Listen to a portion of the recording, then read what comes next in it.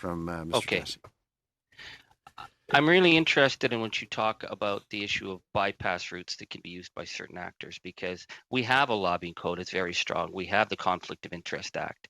But we noticed from the documents that Craig Kielburger reached out directly to Minister Ning. He reached out directly to Minister Chagger. He wrote personally to Bill Morneau. He bypassed the normal systems, but he wasn't registered to lobby. And because of his close relations with them, they were very comfortable. And then that project and his ideas were then given to the civil service, and yet he's not registered to lobby because he says technically he's just a volunteer.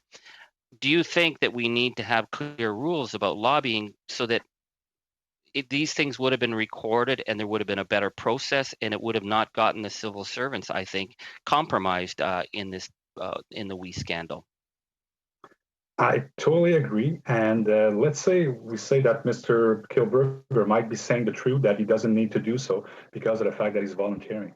Well, then it means there is a loophole in the law. He found a loophole, and we want to avoid that. So we need to amend the act. We need to amend the code of lobbying. We need to do something. And that's probably what Mr. Dion will do if that is the case.